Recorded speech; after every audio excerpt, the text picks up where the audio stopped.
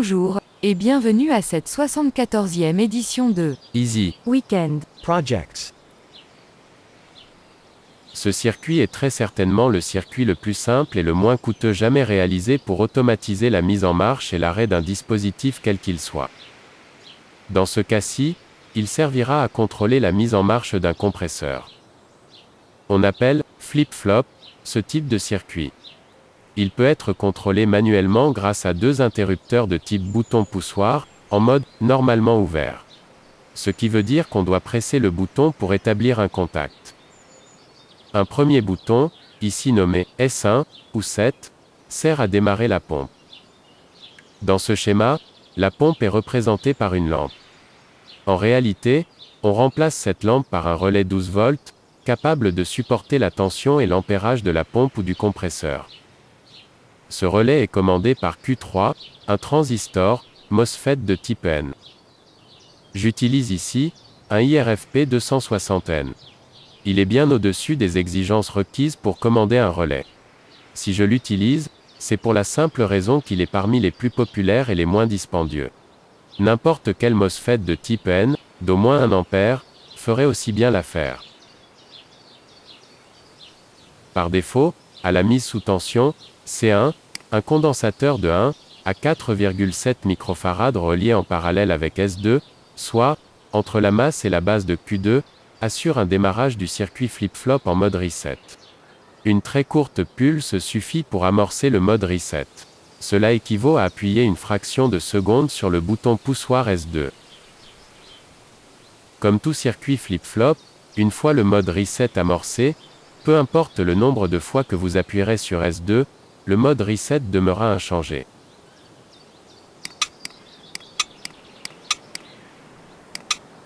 Il en va de même pour le mode set. Peu importe le nombre de fois que vous appuierez sur S1, une fois amorcé, le mode set demeurera inchangé.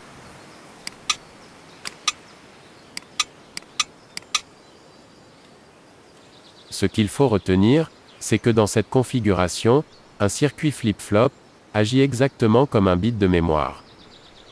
Il ne connaît que deux états, reset ou set, ou si vous préférez, arrêt ou marche. En mode reset, la seule façon de changer son état c'est d'amorcer le mode set. Et vice-versa.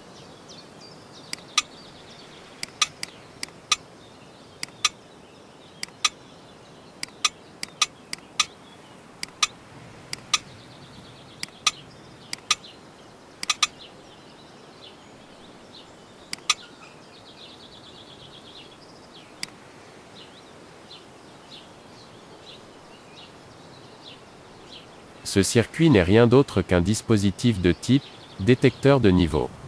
Comme je l'ai dit au début, je peux manuellement passer du mode reset au mode set, simplement en appuyant sur les boutons poussoir S1 ou S2 pour activer ou désactiver la pompe.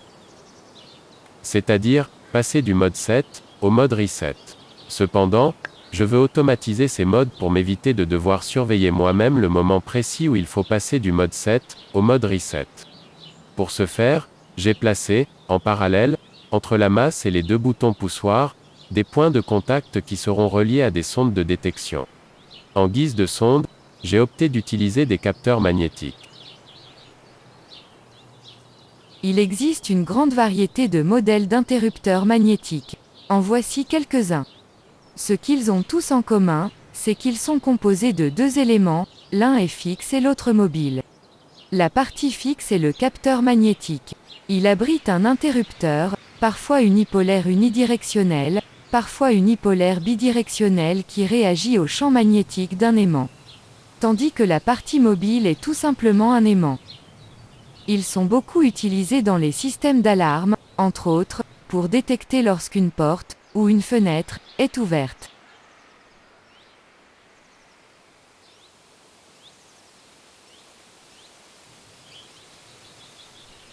Voici un modèle de simulation qui montre bien leur fonctionnement. L'aimant est la partie mobile.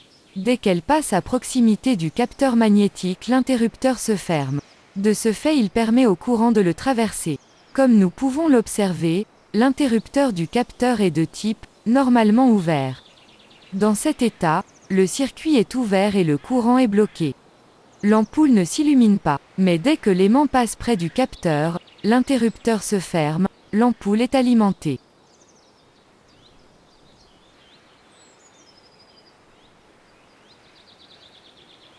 Merci pour cette démonstration, elle facilitera la compréhension de ce qui va suivre. Comme je l'ai précisé un peu plus tôt, ce circuit flip-flop a été réalisé pour commander la mise en marche et l'arrêt d'une pompe, qui servira à pomper le gaz accumulé dans un réservoir de type ballast, pour le comprimer dans un réservoir de plus grande capacité. En fait, ce circuit est tout simplement un circuit détecteur de niveau. Dès que nous parlons d'un circuit détecteur de niveau, nous parlons d'un dispositif capable de détecter le niveau d'un réservoir quelconque, grâce à des sondes de détection placées à des endroits précis pour réagir aux moments opportuns. Pour mes besoins, j'utiliserai 2 capteurs magnétiques en guise de sonde de détection. Ces 2 capteurs seront placés à des niveaux différents. Un premier capteur, que je relie au point de contact de la sonde, A. Il indiquera au circuit de détection lorsque le réservoir est plein. Il servira à faire démarrer la pompe. Le second capteur, quant à lui, sera relié au point de contact de la sonde, B. Il indiquera au circuit de détection lorsque le réservoir est vide, ce qui arrêtera la pompe. Comme je le dis souvent, une animation vaut 1000 mots.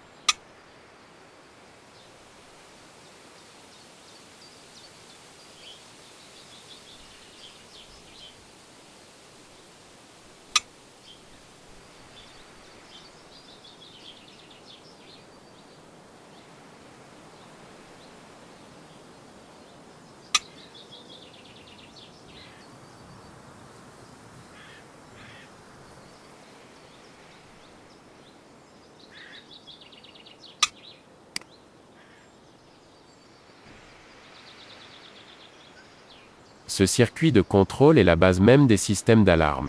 Mais dans ce projet, à la place de déclencher une alarme, il démarre une pompe de type compresseur à gaz.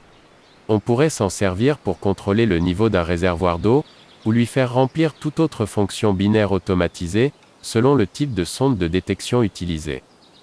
Pour ceux qui nous suivent depuis le début, et qui ont vu les vidéos concernant mes expériences sur la transformation des déchets en gaz synthétique comparable au propane, ou au biopropane. Que ce soit du bois, papier, carton, plastique, huile de vidange, bref tout ce qui peut s'enflammer, peut être transformé en gaz de synthèse. Ce genre de recherche est ma motivation première. Pour ceux qui l'ignoraient mais que le sujet intéresse, je vous invite à parcourir les playlists telles que gaz de synthèse et chauffage à induction. Mon prototype de conversion des déchets en gaz de synthèse y est présenté en détail. C'est un procédé de transformation par thermolyse sans oxygène. La thermolyse se fait grâce au procédé de chauffage par induction.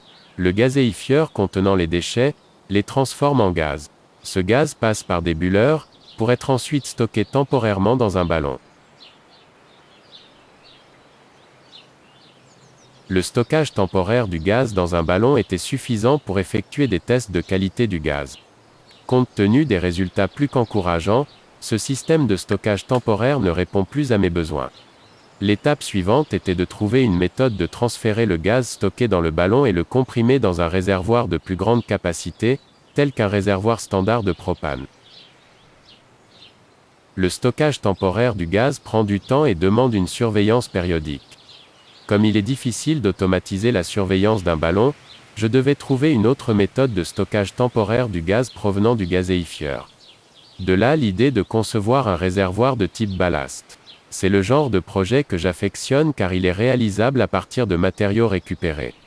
Un réservoir de type ballast, c'est tout simplement deux contenants en plastique de tailles différentes pouvant s'imbriquer l'un dans l'autre. Ici j'utiliserai un grand seau d'une capacité de 5 gallons et un plus petit d'une capacité de 2 gallons. Le seau de 5 gallons contiendra de l'eau, celui de 2 gallons collectera le gaz provenant du gazéifieur. Ces deux seaux s'imbriquent très bien l'un dans l'autre. Je passe à l'étape des croquis et mesures.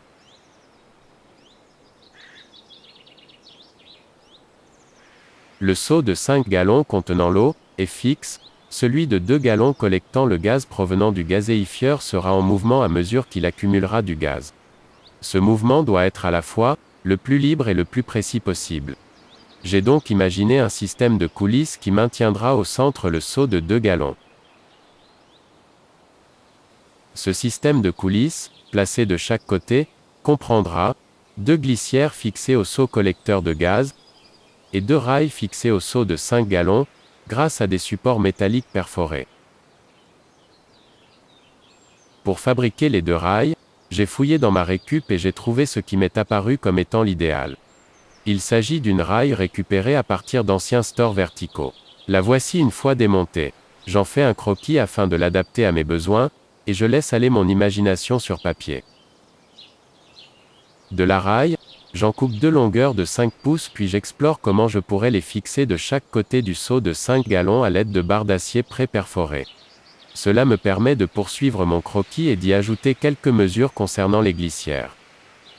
Concernant les glissières, j'ai retrouvé dans ma récup une plaque de plexiglas provenant d'un ancien moniteur LCD de 22 pouces. Sa longueur de 19 pouces correspond parfaitement à la longueur nécessaire, son épaisseur de 1/4 de pouce était parfaite pour les rainures de la rail, et sa largeur de 12 pouces allait me permettre d'en découper 2 bandes de 1 pouce et demi sur toute sa longueur. J'avais trouvé de quoi fabriquer mes 2 glissières. On aperçoit ici une vue de face et de côté du seau de 5 gallons équipé des 2 rails, et du seau de 2 gallons avec ses 2 glissières. La fixation des 2 glissières au seau de 2 gallons est faite à l'aide de vis et d'écrous traversant les glissières et le seau.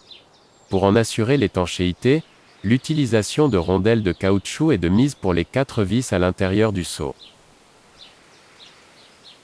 Maintenant que la planification de mes coulisses est terminée, il me reste les détecteurs de niveau à installer.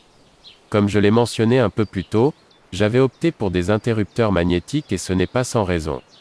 Premièrement, ils sont très faciles à trouver, secondo, ils sont fiables, sécuritaires et faciles à installer dans un tel système de coulisses à glissière.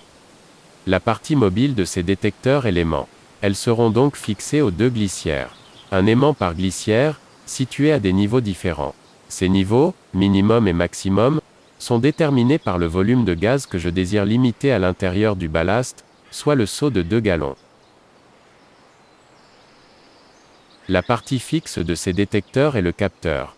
Quant à eux, ils seront donc fixés aux 2 rails. Un capteur par rail, placé à la même hauteur. Le capteur, A, ici situé à gauche, réagira dès que l'aimant de gauche l'atteindra. Cela indiquera que le ballast est rempli de gaz. Il activera la mise en marche du compresseur. À mesure que le gaz sera pompé pour être comprimé vers la bonbonne de gaz, le ballast redescendra jusqu'à ce que le capteur, B, détecte l'aimant de droite, indiquant le niveau bas. Ce qui arrêtera le compresseur juste au bon moment. Pour en terminer avec ce système collecteur de gaz avec détection de niveau, l'utilisation d'un T fileté en laiton, vissé au fond du seau de 2 gallons, et de 2 tuyaux flexibles, permettra d'un côté, l'entrée du gaz provenant du gazéifieur, et de l'autre, la sortie du gaz pompé par le compresseur pour être comprimé et stocké dans une bonbonne de gaz de plus grande capacité.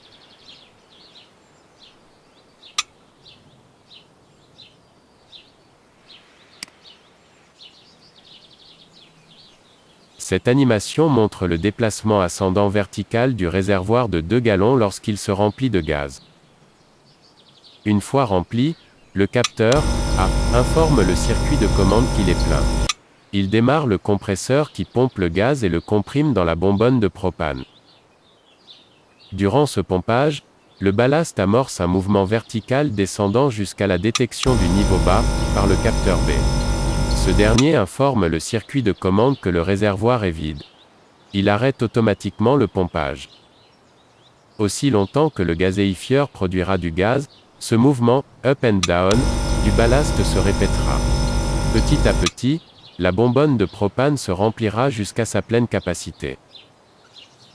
Un autre circuit de commande identique au détecteur de niveau, mais relié à des sondes de pression et de poids assurera l'arrêt complet du système lorsque la bonbonne de propane aura atteint sa limite sécuritaire en poids ou en pression. Ce système de collecte de gaz en passant par un réservoir de type ballast est l'idéal pour stocker n'importe quel type de gaz compressible, par exemple, le méthane que l'on récupère grâce au compostage ou celui produit par une fosse septique, le gaz de bois produit par un gazéifieur une fois filtré, l'oxygène obtenu par électrolyse de l'eau ou le biopropane obtenu par la thermolyse d'huile végétale ou de graisse animale. Toutes ces approches font l'objet de nos expérimentations visant à transformer les déchets en énergie stockable et réutilisable. Dans le principal but de contribuer à un environnement plus vert en réduisant les tonnes de déchets enfouis, mais aussi pour réduire les factures de chauffage. Le but ultime visé est d'utiliser l'énergie solaire pour alimenter le système de thermolyse par induction nécessaire à la transformation des déchets en gaz. Ce qui rendra ce procédé des plus éco-énergétiques.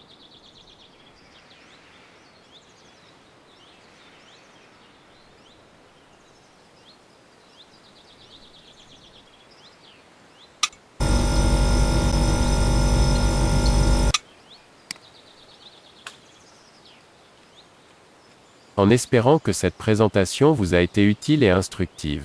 Si oui, cliquez sur j'aime. N'hésitez pas à nous laisser des commentaires, et surtout, je vous invite à vous abonner car ça nous encourage à poursuivre dans cette direction.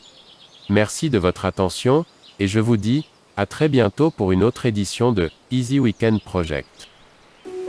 Au cours de la prochaine présentation, nous allons explorer de beaucoup plus près, et en détail, comment fonctionne ce circuit flip-flop et le rôle de chacune de ses composantes afin de pouvoir l'adapter à n'importe quel projet.